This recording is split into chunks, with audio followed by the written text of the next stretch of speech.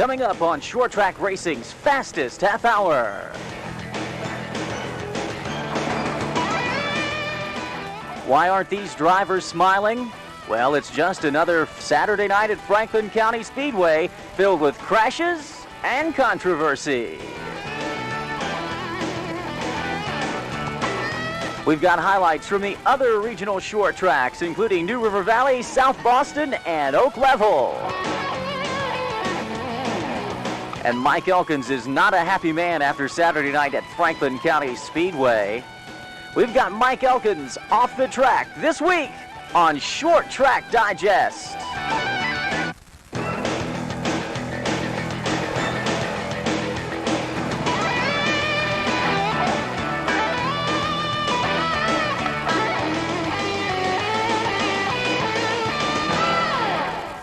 Hi everybody, and welcome to another edition of Regional Racing's fastest half hour. We call it Short Track Digest. Thanks for tuning in. I'm your host, Dave Perdue. Well, we're going to go right to highlights and results this week, and let's start with Franklin County Speedway. Lots of controversy there. Of course, what would a Saturday night at Franklin County be without controversy? However, one of the most popular drivers at Franklin County was told that he could not run his new car in the limited sportsman class, while another driver gets disqualified after winning the rookie division for the second straight week. We've got both stories coming up for you as we spin it around with highlights for Friday and Saturday, April the 26th and 27th, 1996. The day dawned bright and clear for a change, as it looked like all the regional short tracks were going to get in action Saturday night. Franklin County Speedway in Callaway was a great place to be, unless, of course, you were Mike Elkins. Mike, who will be with us on our Off the Track segment, was looking forward to trying to defend his street stock title from 1995 in the new limited sportsman class. He had even gone as far as to buy a new car. However, he found out before the race that he could not run that car in the limited sportsman division. Our own track reporter, E.C. Hunley, found out the whole story from Mike Elkins. You know, we built the car just for a limited class, and guys worked on, we blew the motor Thursday night. Guys worked on it all night long, putting another motor in it. It's a street stock motor, you know, it's got stock everything in the motor. It's not a late model motor, it's nowhere close. And, you know, we come up here with the intentions of running street stock or limited. Whitey would give us his guarantee that the car would be legal for limited. And we asked him 2 or 3 times, and yeah, he guaranteed it. And then we got up here, and Glenn, the inspector, he makes up some rules and changes some rules on us. And, you know, we got a brand new copy of the rules tonight. And it says in there that if you run a full tube frame, that you have to add 200 pounds of weight. But we got a part full frame, and then we got a combined snout on the front of it. The car had been wrecked, so they tubed the very front of the snout, and he said that it should have been 10 inches forward. And that if we didn't have it 10 inches forward, we'd have to add 100 pounds of weight to run limited. And we was already, you know, we qualified at the exact same time Mike Dudley did. And it was probably been a real good race. But if we'd had 100 pounds of weight, that's probably about a half a second. So, you know, we couldn't even kept up with Dudley adding 100 pounds of weight. So we decided just to go ahead and run late mile and get a bill for it. Looks like that we're going to have to go to different tracks to be able to run, because Glenn, he can work with us. And we hate that. We like it up here, we like all the fans. And, you know, all the guys live right here real close by and everything. But right now, we sort of up in the air. We want to go down, go sit down, have a big talk about it, try to figure out what to do. We got a limited car and nowhere to run. We'll have more comments from Mike Elkins regarding his situation during our Off the Track segment later in the show. Without Elkins on the track, Mike Dudley took the lead in the limited sportsman class and ran away from the field to take his first victory of the 1996 season. Elkins was forced to start at the rear of the pack in the late model stock division, and he really had nothing for the rest of the field during the entire night. Dudley Lawhorn and Dickie Wilson battled from the front for the first and second spots throughout the evening in the late model stock event. Lots of spins and crashes marked the race. Here you see Travis Sharp and Chris Hatchett tangling on the front stretch. Orville Reedy also swapped ends going to cross the start-finish line. But the biggest excitement of the night may have been created by Jimmy Mullins as his black number 3 car as he got into the backstretch wall and showered sparks down the length of the back straightaway. We had a chance to talk with Jimmy Mullins after the race.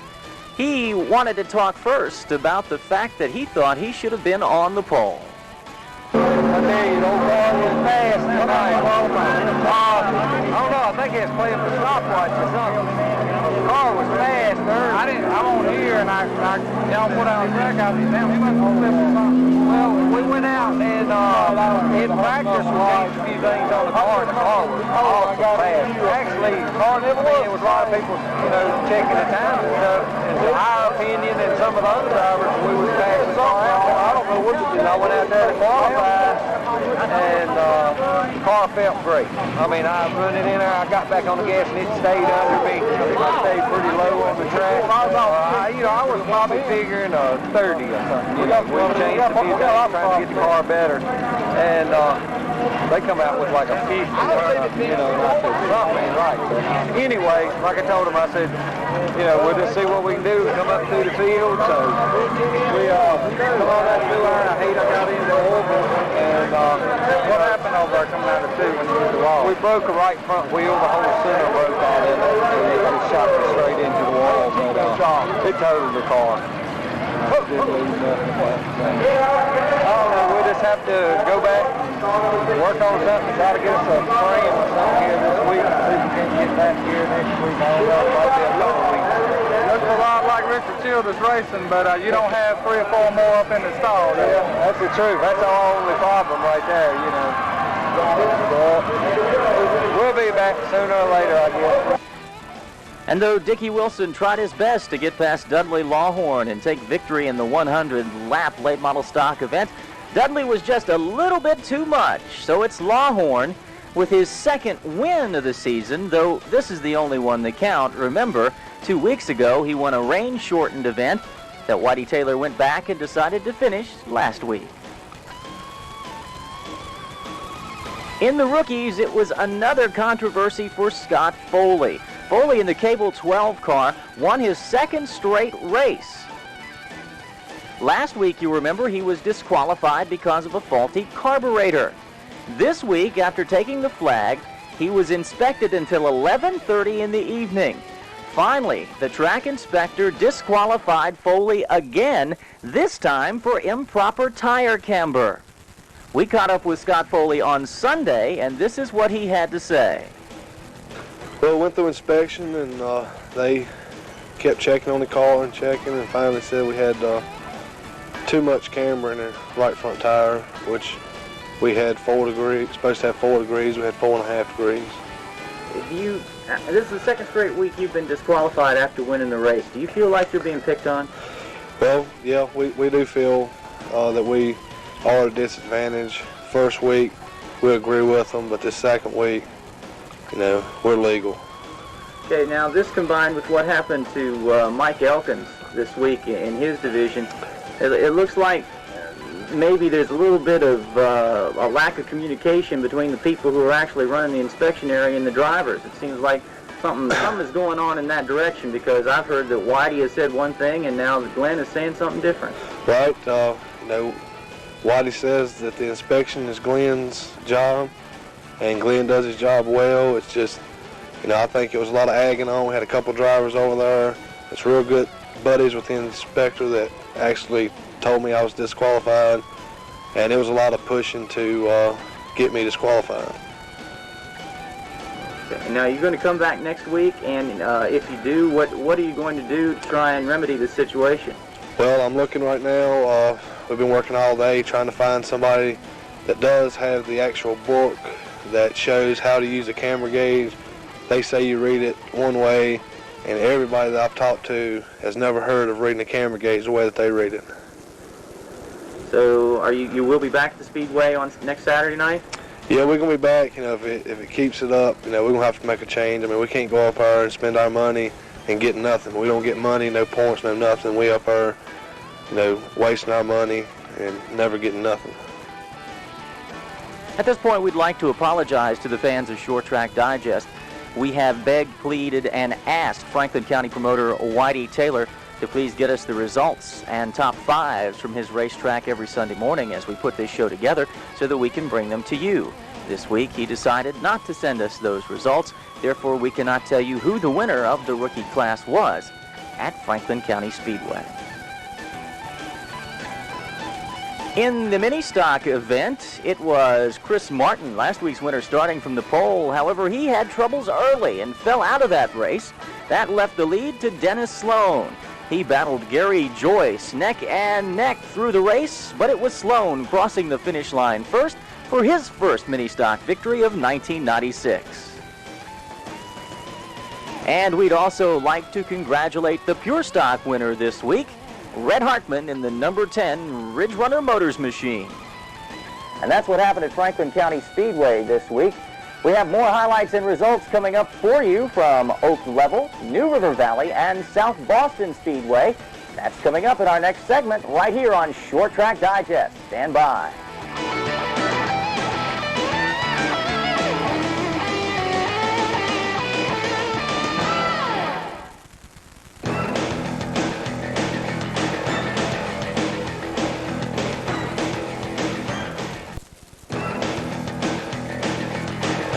Welcome back to Short Track Digest. More highlights and results for you now. Let's start things off with Friday night's results from Oak Level Speedway in Oak Level, Virginia. There were no clouds to spoil this Friday night of racing action at Oak Level Speedway. Last week, you remember, the rains washed out racing action before qualifying was all done. Our racing highlights this week include Super Street, where Steve Lowboy Foley led for most of the race. His tightest competition coming from Robert Whitlow, but it was the Lowboy who finished at the front of the pack. Whitlow finished second, followed by Bobby Willard, Mike Kuczynski, and Jeff Hilton. The feature event of the night in the limited late model found Donovan Freeman back at the front of the pack. Freeman finishes ahead of Ray Reinhard, Groundhog Compton, Travis Young, and Mike Toller. In the mini stocks, it was Randy Philpott finishing ahead of Jimmy Brown. Steve Plaster put it into third, while Neil Holcomb and T.A. Galden rounded out the top five. And in the pure stocks, Doug Hutcherson, Pee Wee Turner, Sammy Cook, Mike Lawrence, and Patrick Gonzalez led the field back to the finish line. And let's not forget the Dirt Daubers. Congratulations to Steve Hall, who won that class this week at Oak Level. From the Friday night event at Oak Level, we move up the road to Pulaski for the Saturday night start at the New River Valley Speedway. The night started with the pure stockers, and the number 87 Fox car jumped out to an early lead. However, that didn't bother Randy Taylor, who went underneath him along the back stretch. The Fox car was so unnerved, it wound up crashing into the inside pit wall on the back stretch. Taylor led the rest of the way and crossed the finish line in first. However, he was disqualified because of a weight misplacement. That gave the win to Tommy Alley. Davis Phillips finished second, Dean Sutphin third, John McMahon fourth, and Gary Davis rounded out the top five. The first ever MASCAR event to be held at New River Valley saw Ron Ratliff start on the pole and run all the way around, all laps, to win the event. Following Ratliff were Bobby Keaton, Gary Binger, Bill Trent, and Kenny Campbell rounding out the top five. Then it was time for the main event, the New River Valley Mall 100 for late model stocks. Tony McGuire sat on the pole but jumped the start at the green flag.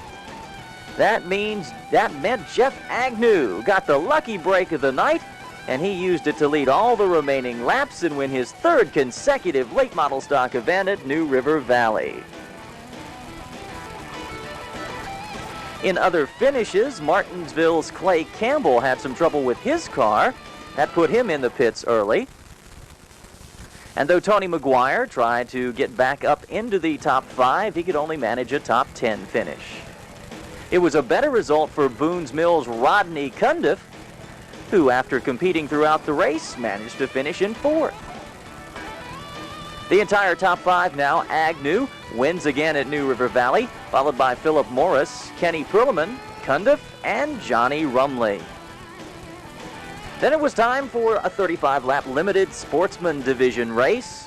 Tam Topham, who won last week, started in the 3rd position. However, first place Kenny Montgomery and second place Hank Turman got in trouble with lap traffic in turn 3 and 4 on lap number 20. Turman wound up on the side of the track, and Montgomery had to go to the pits. That gave Topham the lead, and he never looked back, taking his 2nd straight win in the limited sportsman division. The top 5, Topham, Eddie Walls, Jay McRae, Rob Thane, and Ronnie Bird. And the mini stocks finished out the rest of the night. The pole was drawn by Vernon Landreth. He and Dennis Worley had a good competition until about late lap 6. Then Worley took the lead and never looked back, winning his first ever mini stock race. Worley, who has raced go-karts and won in that division, was grateful for his first ever win in the mini stock division. Landreth managed to hang on for 2nd place. Then it was Kevin Light, John Cox, and Ken Moxley rounding out the top 5. From New River Valley, we go to the exact opposite end of the region at South Boston Speedway in South Boston, Virginia. David Blankenship won 2 weeks ago in the late model stock division, and he picked up where he left off this week by winning the first half of the Hendrick Chevrolet Twin 100s. The orange number 3 car led every lap starting from the pole to win the first half of that race. The rest of the top 5 in the first half included runner-up Ray Young of Bassett, who earned a $150 cash bonus for the Red Dog Invitational Series race. 3rd place went to Danny Willis of Cluster Springs. Richard Landreth finished 4th, and Greg Marlowe of Troutman, North Carolina, finished in the 5th position. The second half of the Twin 100 race featured an inverted start for the top 6 finishers, meaning Blankenship started in 6th, while B.A. Wilson started from the pole. Now, there must be something magical about that pole position at South Boston, because B.A. Wilson managed to lead every lap and finish in the 1st position in the second half of the Twin 100s. Bumping and banging and crashing was the feature of the first segment of that second race. Crashes abounded through turns 3 and 4, including this little nudge from Ray Young, spinning the number 2 Kentucky Fried Chicken machine. Bassett's Young finished 2nd in the first race and 3rd in the second race, making a very good night for him at South Boston. The top 5 finishers in the second race of the Twin 100s. Again, it was B.A. Wilson in 1st position, followed by Richard Landreth, Ray Young, Greg Marlowe, and Todd Massey. Next up on the racetrack was the 25-lap race for the Super Stock division. Congratulations to Benny Franklin of Concord, who won that race. He was followed by Mark Kesey, David Buchanan, David Canada, and Richard Blankenship. And the final race of the night was a 40-lap race for the limited sportsman. Billy Myers of Hurt started on the pole and led all the laps through the limited sportsman race. Ray Pittman of Richmond finished 2nd, followed by J.B. Boats, Bill Moshenek, and H.C. Sellers III rounded out the top 5.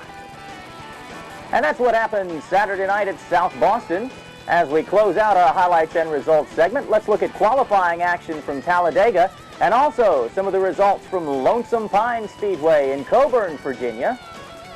And when we come back, it's Off the Track. We told you about Mike Elkin's troubles this week at Franklin County Speedway. Well, we had a chance to catch him before the race. And that's coming up in Short Track Digest, Off the Track.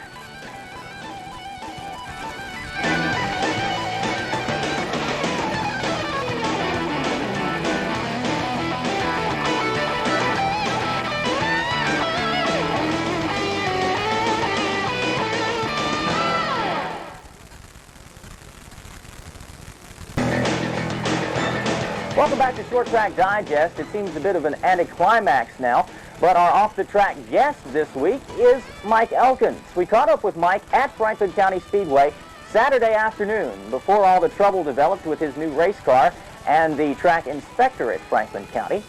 We asked Mike about his hopes and aspirations and whether he was going to try and win another track championship just like he did in 1995 in the street stock division. It's Mike Elkins, this week's guest on Off the Track. Welcome to this segment of Off the Track. Actually, we're at the track this week, as you can tell. We're at Franklin County Speedway talking with driver Mike Elkins. The Limited Sportsman Division is his class, and he's driving the B99-9 racing machine. Mike, let's start with what happened to you on Thursday. You blew an engine, and you had to spend basically all night, Friday night, putting a new one in there. First of all, tell us what happened Thursday. We was up here practicing, and we was turning some real good lap times, and we wanted to try some qualifying times. And we broke a rod going into turn one up there, and it totally destroyed the motor. I mean, it wiped out the whole block, crank, and everything. And Mike Engel, my engine builder, he went back home, and the next morning got up and started fixing another set of heads, and he had us a set of heads ready, and put them on another block that we got, and we're back up here now, and you know, we've only run the engine about a half an hour, but we think it's ready to go. As you think about the car that you have right now, you say you only have a half hour on the motor. How much does this set you back? I mean, you haven't raced yet this year, and now you've got to go ahead and put a new motor in your car. I mean, monetarily and then just the setup on the car, how far does this set you back from what you had before the motor blew? Well, you know, we'd like to have a lot more practice Thursday. We was just getting to where the car was starting to handle good, and we felt if we could have practiced a little bit more, we maybe could have picked up another tenth or two. I got a lot of confidence in my engine builder. Mike, he really knows what he's doing on the engines. You know, the rod braking was nothing he could control. And the crew, man, they worked on this thing all night long last night. We cranked it at 4:15 last night. And when they cranked it, you know, it fired right up, no problems, no leaks or anything. I just got an outstanding crew. I can't say enough about them. And, you know, we wouldn't even plan on running for points this year, but these guys, they want to race. And so that part didn't bother me. The money part did. You know, it really put a hurting on me not have to spend $1,500 more and hadn't even run a lap yet. But we'll get through it. My uncle, he came through. He helped me out a lot. Steve Richardson, he helped me out a lot. And I like to thank, you know, a lot of people. And I thank my wife for putting up with us. You know, we stayed out in the garage all night long last night. I think everybody might have got 2 hours sleep about 8 o'clock this morning. But I think we'll be all right for the race. Let's talk a little bit about the car. You have a different color scheme this year. You have new sponsors. I know you want to talk a little bit about that, but let's talk a little bit about who came up with the new scheme, the new flashy colors here on this car. You know, last year at the awards banquet, I got this Hoosier hat, and that's where it comes from. I like the colors of the Hoosier hat, and my wife and Tim, they went down and picked out the paint, and it didn't exactly match, but it turned out pretty good. And like I said, Tim, he hung a body on it, did an outstanding job. As sponsors this year, we picked up Rocky Mountain Tractor along with B99, and Wayne Blankenship out there on Rocky Mountain Tractor on 220. He's been just outstanding, supporting us, and he's going to be up here tonight, be up in the tower watching us, and I hope to put on a good show for him. We also picked up a few more that we didn't have last year, Martin Pallets and Patrick Springs, Virginia, if you can believe that. They are, you know, a friend of a friend, and they helping us out a little bit.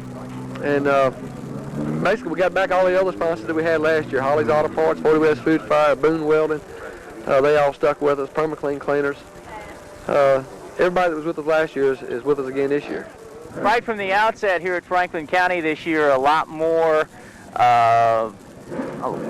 scrutiny of different people's engines. They tore down one of the rookie class engines last year because the guy was running so far ahead of the field. Is that last year there were some questions about reimbursement when people wanted to take down engines, challenges about engines. Is that something that you think is going to carry over to this year already? It seems like it's started again already. Yeah, I think so. You know, it's so hard to keep everybody you know, equal, and it's hard to tell, you know, if anybody's cheating or not. And the biggest thing that we had during the drivers' meeting, and we tried to explain or express, was that we'd like for them just to use a stopwatch. You know, if you see a guy running 2 or 3 tenths faster, you check him out. But if he's running the same speed as everybody else, and they're slowing down, then you know, there's no use in turning him down. But right now the limited class is really up in the air. They run the 6 cylinders with us, and I've also heard they're gonna let the late models run with us. I don't know how true it is. They're gonna let some of the late models run with us if they add a couple 100 pounds of weight. So right now the rules on the street stock is really up in the air, and we just got to wait till it all plays out and see where it all shakes out.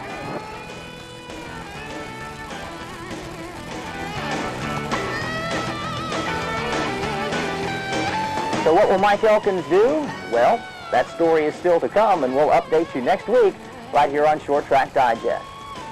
Getting ready to close the show out for this week. We've got results from Talladega for you, upcoming events at our regional short tracks, and a new feature called Crash Course coming up in 2 minutes right here on Short Track Digest.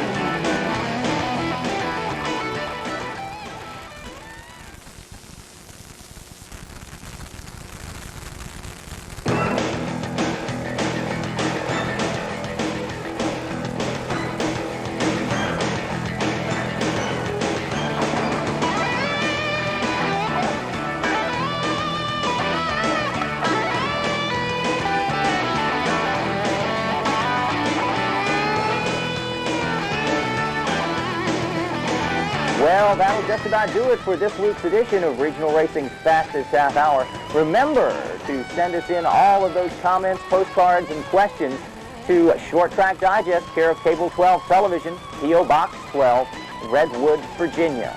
And if you're going to a regional racetrack and you get some footage with your video camera that you'd like us to look at, why don't you give us a call? Call us at 540-489-8812. We'll take your name and number, and I'll get back to you. And we'll see if we can't put your video footage on an upcoming edition of Short Track Digest. Hey, I hope you'll tune in next time when we have another edition of Short Track Digest. Until then, this is your host, Dave Perdue, saying so long.